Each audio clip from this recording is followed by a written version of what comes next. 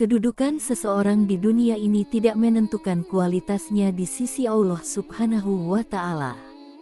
Seseorang yang dibenci oleh kebanyakan orang belum tentu dibenci di mata Allah. Begitu juga orang yang dianggap mulia belum tentu mulia di mata Allah, karena Allah mengetahui apa yang tidak kita ketahui. Kali ini kita akan mendengar kisah seorang wanita yang menyimpan iman di hatinya, namanya Masyitoh. Kisah Siti Masyitoh yang syahid bersama anak-anaknya yang ditempatkan dalam kuali besar oleh Firaun diceritakan dalam hadits Nabi Shallallahu Alaihi Wasallam yang diriwayatkan oleh Ibnu Abbas. Dalam tafsir Ibnu Katsir disebutkan, Ibnu Abbas mengatakan bahwa Nabi Shallallahu Alaihi Wasallam pernah bersabda bahwa ketika Nabi Shallallahu Alaihi Wasallam menjalani Isra, beliau melewati suatu tempat yang berbau sangat harum. Lalu Nabi Muhammad pun bertanya, bau apa itu? Jibril menjawab, Masyitoh binti Firaun dan anak-anaknya. Siti Masyitoh adalah asisten Raja Firaun di zaman Nabi Musa alaihi salam. Dia hidup pada masa pemerintahan Firaun, dia bekerja di istana sebagai pengasuh putri Firaun.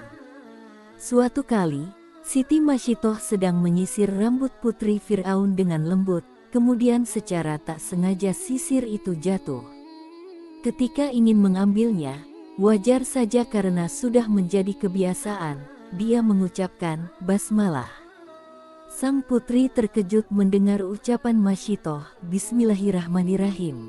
Siapa itu Tuhan? Tanya sang putri. Masyitoh, tanpa mengkhawatirkan konsekuensi yang mungkin terjadi, menjawab dengan tegas bahwa Allah adalah Tuhan. Allah adalah Tuhan yang menciptakan dan karenanya disembah tanpa sekutu baginya. Sang putri segera melaporkan apa yang terjadi pada Firaun, yang saat itu sedang marah besar karena kehormatan serasa diduakan. Raja Firaun mendengar cerita sang putri dan memanggil Masyitoh untuk menanyainya. Dia ingin mendengar langsung dari telinganya jika semua yang dikatakan putrinya itu benar. Dan Masyitoh pun membenarkan hal tersebut.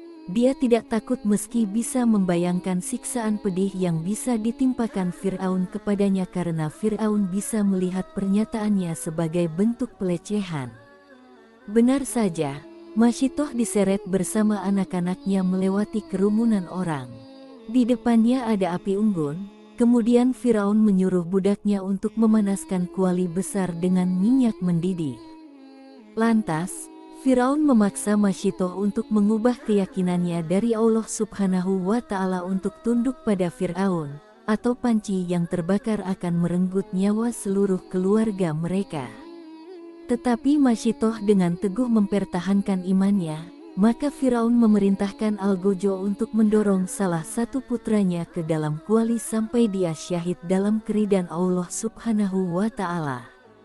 Kemudian Firaun bertanya dengan iringan ancaman agar Masyitoh menganggap Firaun sebagai Tuhannya lagi, tetapi dia bertahan sampai salah satu putranya dilemparkan ke dalam kuali yang mendidih, dan sekarang yang tersisa hanyalah dia dan putra bungsunya di lengannya.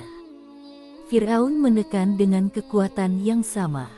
Dan saat itu, Masyitoh mencapai puncak kesedihan karena menyaksikan sendiri kematian anak-anaknya. Kemudian Masyitoh berserah diri kepada Allah, dan tiba-tiba Allah menunjukkan kuasanya untuk memberi Masyitoh semangat. Anak yang masih sangat kecil itu tiba-tiba angkat bicara.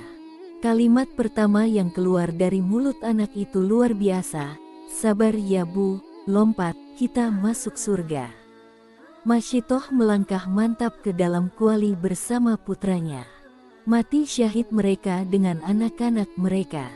Mereka dijamin menjadi penghuni surga. Bahkan dalam acara Isra dan Miraj, Rasulullah, wangi harum di langit yang disemprotkan untuk menghormati Masyitoh, yang dengan gagah berani membela imannya. Dalam sebuah riwayat dari Ibnu Abbas radhiyallahu anhu, Rasulullah Shallallahu Alaihi Wasallam mencium aroma harum selama periode Miraj. Karena penasaran, dia bertanya kepada malaikat Jibril, apakah manis, Jibril? Jibril menjawab, Ini adalah wewangian dari kuburan seorang wanita solehah bernama Siti Masyitoh dan anak-anaknya. Kisah seorang wanita yang teguh memegang kebenaran dan beriman kepada Allah Subhanahu wa Ta'ala. Selanjutnya, Hazakil, suami Masyitoh saat itu, juga percaya kepada Nabi Musa. Dialah yang membuat peti yang digunakan untuk menampung anak yang dibawa Musa ke sungai. Ketika ada perdebatan dengan Firaun, imannya terungkap, dia sangat mempertahankan keyakinannya hanya kepada Allah Subhanahu wa Ta'ala dan Nabi-Nya. Pada akhirnya dia dihukum mati dengan kejam. Tangannya diikat ke telapak tangannya sambil ditutupi anak panah. Dari cerita ini, kita dapat mengambil pelajaran. Apakah kita selalu sedih atau patah hati hanya karena merasa ada sesuatu dalam hidup kita yang tidak menyenangkan? Apa yang bisa lebih sedih di hati kita, kehilangan kesenangan hidup ini atau jatuh ke dalam jurang kehinaan? Kita sebenarnya tidak perlu bersedih karena hal-hal sepele. Selama kita masih bisa membela diri dari kebenaran, kita harus selalu bersyukur dan bersabar. Pelajaran yang dapat dipetik dari kisah Siti Masyitoh adalah iman kepada Allah adalah anugerah terbesar. Kita patut bersyukur masih diberi kebebasan untuk beriman kepada Allah tanpa ada tekanan atau diskriminasi dari pihak manapun. Bayangkan ketika kita hidup di zaman Fir'aun. Mereka siap untuk mengubah hidup mereka untuk iman mereka. Mereka juga siap untuk mengubah hidup mereka untuk iman mereka kepada Allah.